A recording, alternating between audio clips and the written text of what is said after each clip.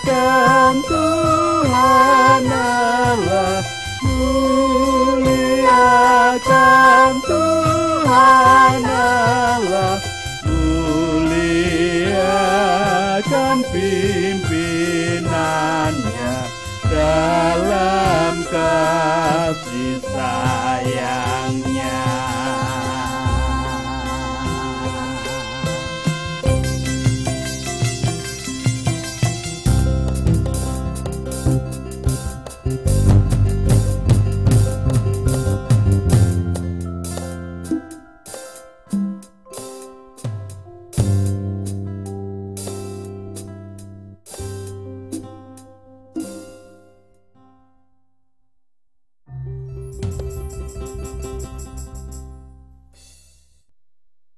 Semangat pagi.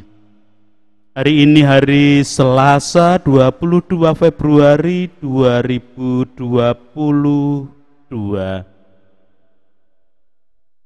Kita akan kembali bersama-sama bersekutu dalam persekutuan doa keluarga Allah dengan menyatukan hati, menyatukan pikiran, menyatukan kehidupan dan waktu seutuhnya untuk berpusat pada kehendak Allah saja.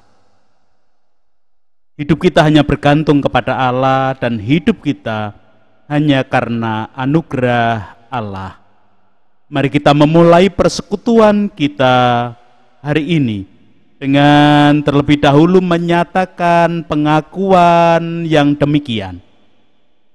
Pertolongan kita hanya berasal dari Allah yang telah menciptakan langit bumi beserta segala isinya.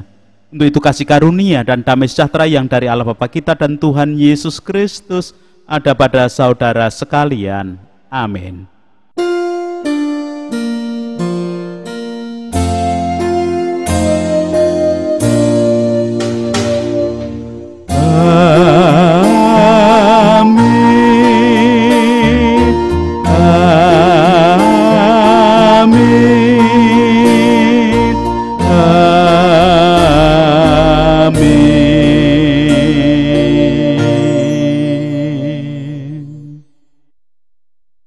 Anggota keluarga Allah, judul dan tema perenungan Sabda hari ini menggunakan ungkapan Jawa, mangan ora mangan sing penting kumpul.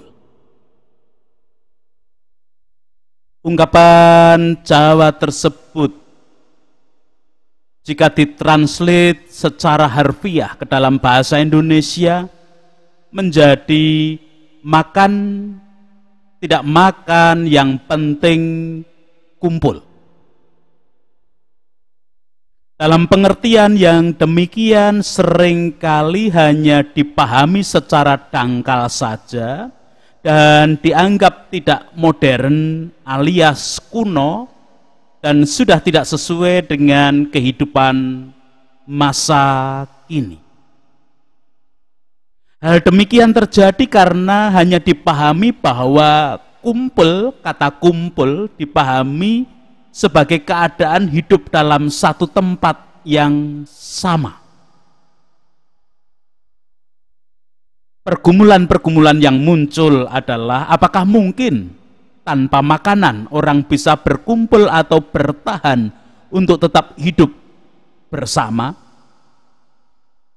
Bukankah tidak sedikit orang menganggap bahwa untuk bisa bertahan hidup membutuhkan makan? Dalam hal ini orang kemudian menyatakan bahwa makan adalah hal yang lebih penting daripada hanya sekedar kumpul. Maka sebagian di antara kita sudah menganggap ungkapan ini sudah tidak relevan lagi. Apalagi saat ini sudah zaman internet yang didukung dengan kecanggihan teknologi. Sudah dianggap mampu mendekatkan satu dengan yang lain dengan kecanggihan teknologi yang ada sehingga berkumpul itu seakan seolah tidak diperlukan lagi. ditambah juga didukung juga dengan suasana pandemi COVID, di mana orang tidak boleh berkerumun, orang tidak boleh bepergian jauh, mobilisasi, orang harus menjaga jarak dan lain sebagainya. Semakin mengurangi pemaknaan tentang berkumpul.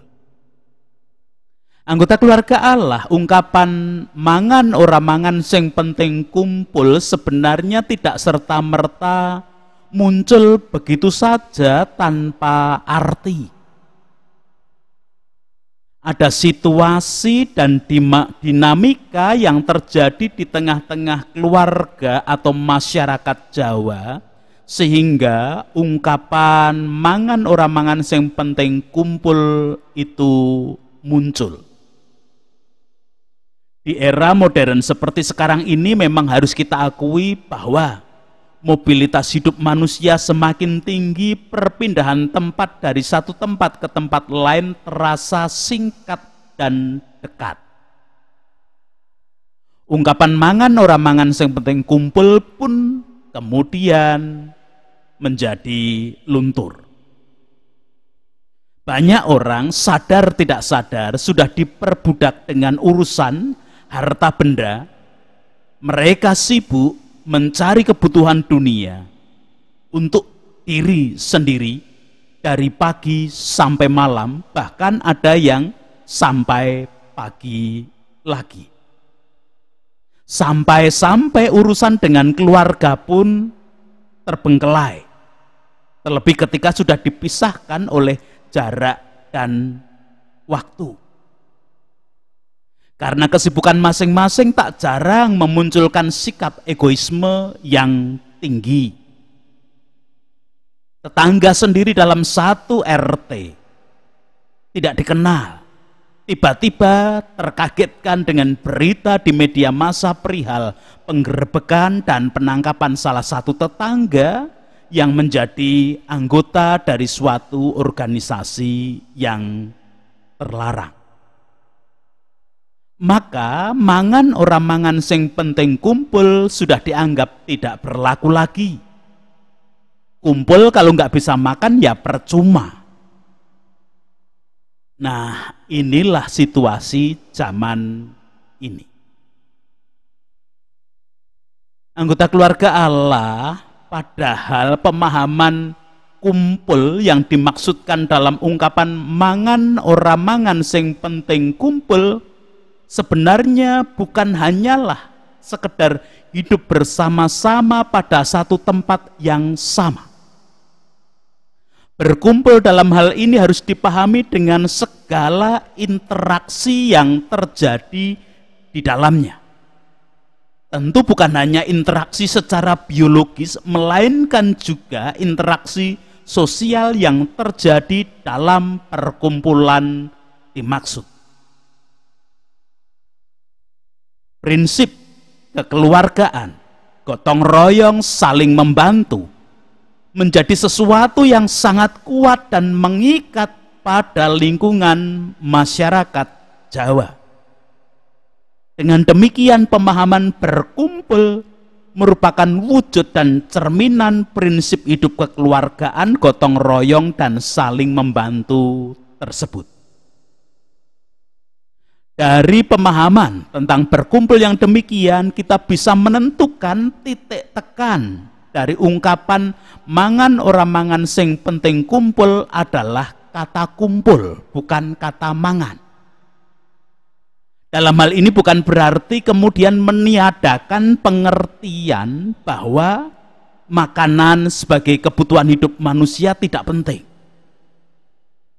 Makanan sebagai kebutuhan hidup adalah sesuatu yang mutlak dan harus terpenuhi dalam kehidupan. Itu pun diakui oleh masyarakat Jawa. Berkumpul dalam ungkapan Jawa, mangan ora mangan sing penting kumpul, mengandung makna saling mendukung dalam menyelesaikan suatu masalah yang terjadi dan muncul di dalam kehidupan. Bukankah memang di dalam kehidupan ini selalu saja muncul masalah? Yang namanya orang hidup pasti ada masalah. Dalam hal ini tentu termasuk masalah tentang mangan atau makanan. Bagaimana cara mendapatkan makanan, bagaimana supaya bisa tetap makan, dan lain sebagainya.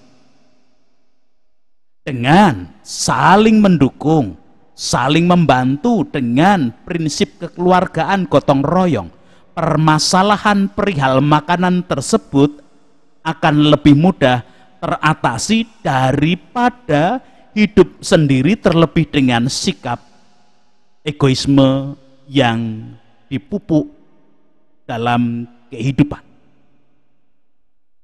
Anggota keluarga Allah pada sisi lain, bagaimanapun juga kehadiran secara fisik, kumpul, interaksi secara langsung dengan orang-orang yang kita kasihi adalah sangat penting dan tak ternilai harganya dibandingkan dengan sekedar perut kenyang.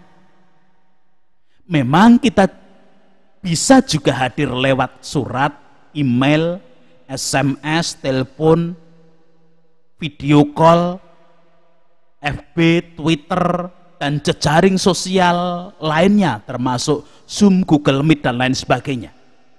Namun dengan hadir dan berkumpul bersama orang-orang yang kita kasihi, di sana kita dapat berbagi perasaan, perhatian, dan kehangatan kasih sayang secara lebih utuh dan intensif.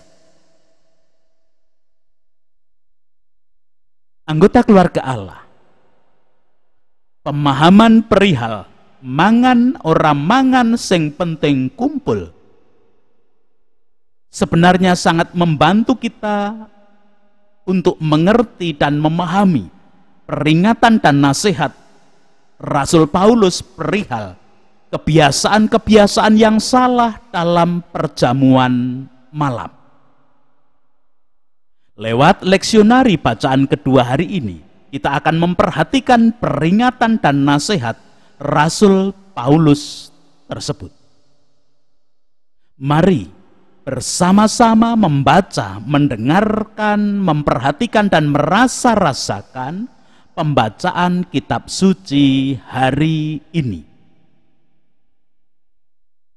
Surat Rasul Paulus yang ditujukan kepada jemaat di Korintus, surat yang pertama, 1 Korintus pasal 11, ayat 17 sampai dengan 22, dilanjutkan 27 sampai dengan 33, memberikan kesaksian demikian. Dalam peraturan-peraturan yang berikut, aku tidak dapat memuji kamu sebab pertemuan-pertemuanmu tidak mendatangkan kebaikan tetapi mendatangkan keburukan. Sebab pertama-tama aku mendengar bahwa apabila kamu berkumpul sebagai jemaat, ada perpecahan di antara kamu, dan hal itu sedikit banyak aku percaya. Sebab di antara kamu harus ada perpecahan supaya nyata nanti siapakah di antara kamu yang tahan uji. Apabila kamu berkumpul, kamu bukanlah berkumpul untuk makan perjamuan Tuhan. Sebab pada perjamuan itu tiap-tiap orang memakan dahulu makanannya sendiri, sehingga yang seorang lapar dan yang lain mabuk. Apakah kamu tidak mempunyai rumah sendiri untuk makan dan minum? Atau maukah kamu menghinakan jemaat Allah dan memalukan orang-orang yang tidak mempunyai apa-apa? Apakah yang kukatakan kepada kamu memuji kamu? Dalam hal ini aku tidak memuji. Jadi barang siapa dengan cara yang tidak layak makan roti atau minum cawan Tuhan, Ia berdosa terhadap tubuh dan darah Tuhan. Karena itu hendaklah tiap-tiap orang menguji dirinya sendiri, dan baru sesudah itu ia makan roti dan minum dari cawan itu. Karena barang siapa makan dan minum tanpa mengakui tubuh Tuhan, ia mendatangkan hukuman atas dirinya. Sebab itu banyak di antara kamu yang lemah dan sakit, dan tidak sedikit yang meninggal. Kalau kita menguji diri kita sendiri, hukuman tidak menimpa kita. Tetapi kalau kita menerima hukuman dari Tuhan, kita dididik supaya kita tidak dihukum bersama-sama dengan dunia. Karena itu, saudara-saudaraku, jika kamu berkumpul untuk makan, nantikanlah olehmu seorang akan yang lain. Demikian kesaksian surat 1 Korintus 11 ayat 17-22, dilanjutkan 27 hingga 23.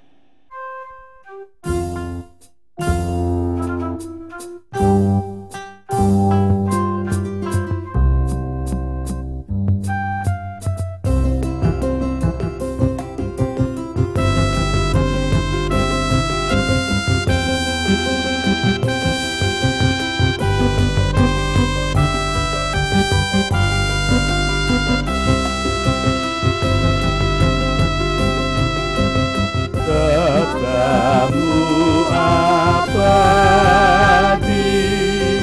seluruh langkah kami yang mengikutinya, hidup sukacita.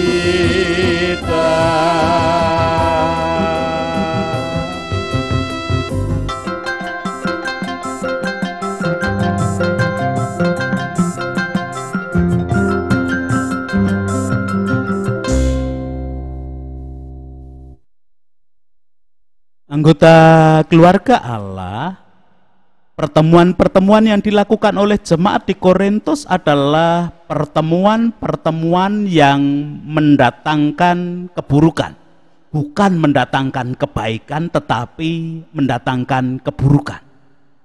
Padahal secara umum saja orang pengennya pasti hal-hal yang mendatangkan kebaikan, tetapi ini dinyatakan mendatangkan keburukan. Hal demikian bukan hanya dirasakan oleh Rasul Paulus seorang diri, tetapi banyak orang yang menyaksikan dan bahkan mempercakapkannya dalam kehidupan secara nyata. Ayat 18 dinyatakan, sebab pertama-tama aku mendengar bahwa apabila kamu berkumpul sebagai jemaat, ada perpecahan di antara kamu, dan hal itu sedikit banyak aku percaya. Ternyata yang mendatangkan keburukan adalah terjadinya perpecahan.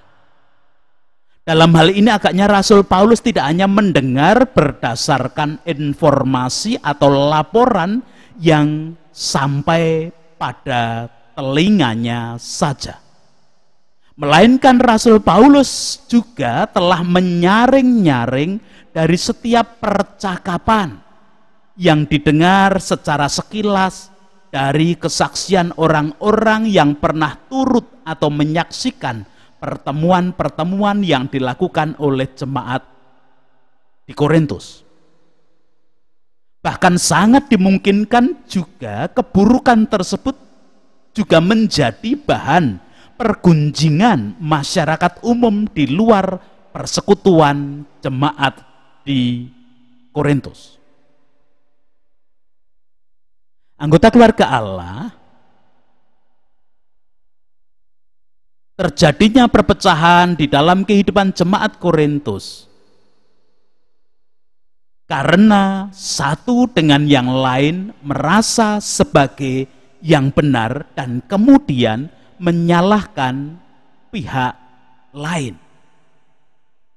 Kesaksian dalam ayat 19 dinyatakan, sebab di antara kamu harus ada perpecahan supaya nyata nanti siapakah di antara kamu yang tahan uji.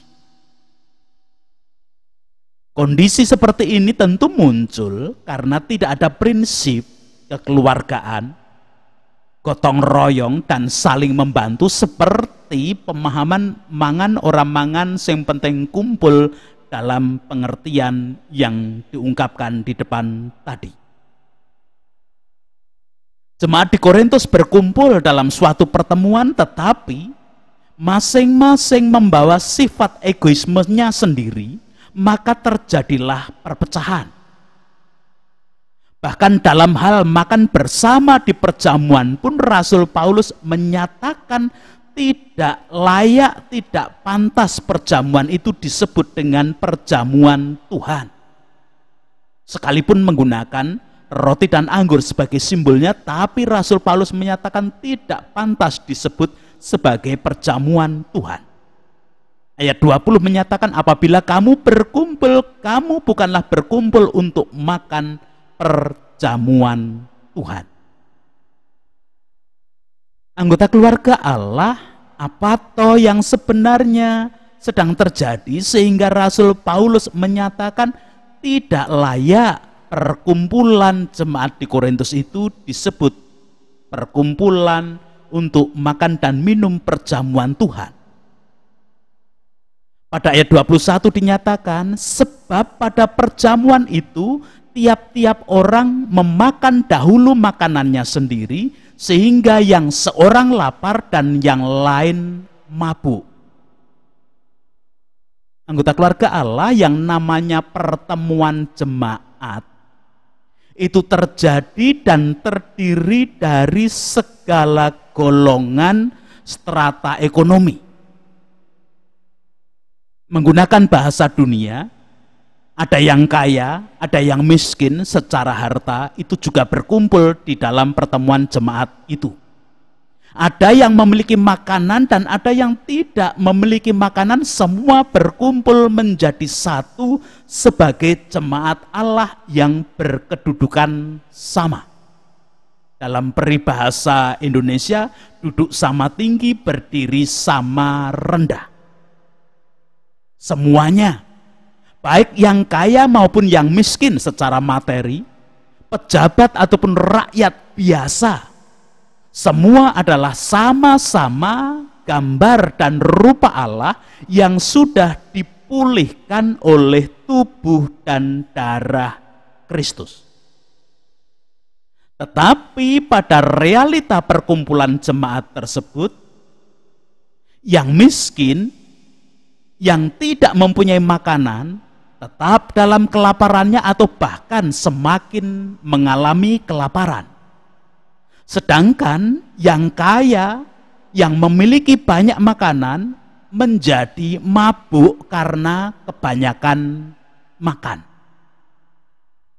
Dalam hal ini saya menjadi teringat akan anak saya yang laki-laki ketika usia antara 5 sampai 8 tahun.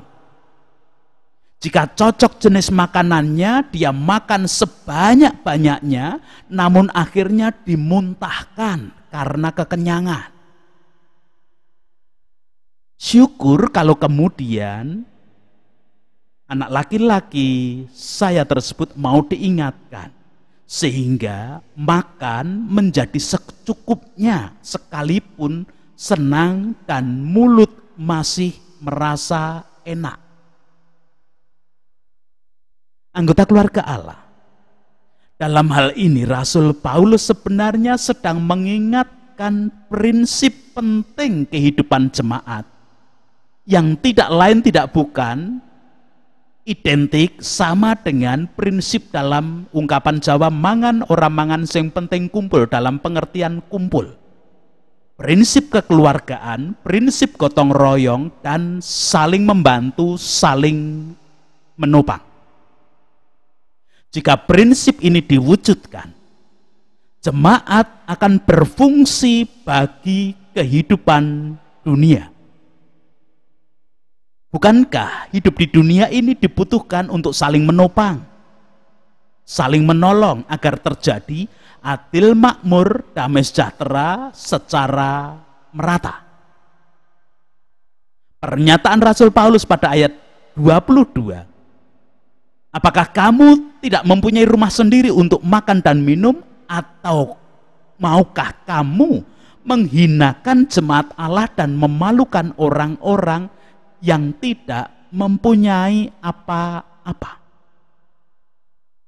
Fungsi kehidupan orang-orang yang menerima tubuh dan darah Kristus di dalam penebusan hingga diarahkan pada keselamatan sempurna adalah mewujudkan hidup adil, makmur, damai sejahtera secara merata. Bagaimana caranya? Ya prinsip kekeluargaan, gotong royong, saling membantu, saling menopang. Sangkul sinangkul ing bot repot harus selalu diwujudkan. Itulah sebenarnya yang disebut dengan perjamuan Tuhan dan fungsinya bagi kehidupan dunia. Untuk itulah Rasul Paulus mengingatkan di dalam ayat 27 dan 28. Jadi barang siapa dengan cara yang tidak layak makan roti dan minum cawan Tuhan, ia berdosa terhadap tubuh dan darah Tuhan. Karena itu hendaklah tiap-tiap orang menguji dirinya sendiri, dan baru sesudah itu ia makan roti dan minum dari cawan itu. Hal demikian anggota keluarga Allah mengandung makna bahwa setiap orang yang telah merasakan penebusan oleh tubuh dan darah Kristus yang sedang diarahkan pada keselamatan sempurna dalam perjalanan hidupnya mempunyai tanggung jawab atas terwujudnya adil, makmur, dan damai sejahtera yang merata dan dirasakan oleh siapapun. Jika setiap orang percaya tebusan dari tubuh dan darah Kristus melalaikan tanggung jawab yang demikian, tanggung jawab mewujudkan adil, makmur, damai sejahtera yang merata dirasakan oleh siapapun tadi, akan mendapatkan hukuman. Seperti yang dinyatakan Rasul Paulus dalam ayat 29 dan 30. Karena barang siapa makan dan minum tanpa mengakui tubuh Tuhan, ia mendatangkan hukuman atas dirinya. Sebab itu banyak di antara kamu yang lemah dan sakit, dan tidak sedikit yang meninggal. Anggota keluarga Allah, untuk itu jika saat ini kita masih diberi kesempatan untuk memperbaiki kehidupan beriman pada tubuh dan darah Kristus, kesempatan untuk menggapai keselamatan yang sejati karena kita diarahkan ke sana, sebenarnya kita sedang diuji, diperbaiki, dan diarahkan pada keselamatan sempurna itu sendiri, seperti pernyataan ayat 31 dan 32. Kalau kita menguji diri kita sendiri, hukuman tidak menimpa kita. Tetapi kalau kita menerima hukuman dari Tuhan, kita dididik supaya kita tidak akan dihukum bersama-sama dengan dunia. Satu hal yang harus selalu kita perkuat dalam keyakinan akan penebusan tubuh dan darah Kristus yang sudah kita terima, yang akan menyelamatkan kita dengan sempurna karena sedang mengarahkan kita pada kesempurnaan keselamatan adalah mari membangun hidup dengan prinsip kekeluargaan, gotong royong, saling membantu, saling menopang. Sekali lagi, sangkul sinangkul ing bot repot. Karena itulah panggilan bagi setiap orang yang sudah menerima penebusan dari tubuh dan darah Kristus. Ayat 33 menjadi penutup perenungan sabda hari ini. Karena itu saudara-saudaraku, jika kamu berkumpul untuk makan, nantikanlah olehmu seorang akan yang lain. Tuhan memberkati kepada setiap anggota keluarga Allah. Amin. Kita berdoa bersama. Segala puji, hormat, dan syukur kami haturkan untuk sabda hari ini. Layakkan kami untuk tetap mengikuti kehendak dan sabdamu, mampukan kami juga untuk membangun hidup dengan kekeluargaan gotong royong, saling membantu, saling menopang, sangkul sinangkul engpot repot, karena itulah yang dibutuhkan oleh dunia. Pemerintah, tokoh masyarakat, tokoh agama, semua komponen bangsa negara ini tetap kami haturkan. Itu doa kami, ampuni dosa kesalahan kami, ampuni dosa kesalahan semua komponen bangsa negara ini, dalam Kristus kami berdoa. Amin. Mari melanjutkan kehidupan dengan tetap membangun di dalam prinsip kekeluargaan, gotong royong, saling menopang, saling membantu, karena kita sangkul sinangkul engpot repot. Itulah makna fungsi kita di tengah dunia yang telah menerima tubuh dan darah Kristus, menerima berkat-Nya. Kasih karunia dan damai sejahtera yang dari Allah Bapa kita dan Tuhan Yesus Kristus di dalam persekutuan dengan Roh-Nya yang kudus tercurah, melingkupi, menguasai, melayakkan setiap anggota keluarga Allah menjalani kehidupan menggapai keselamatan sempurna. Amin.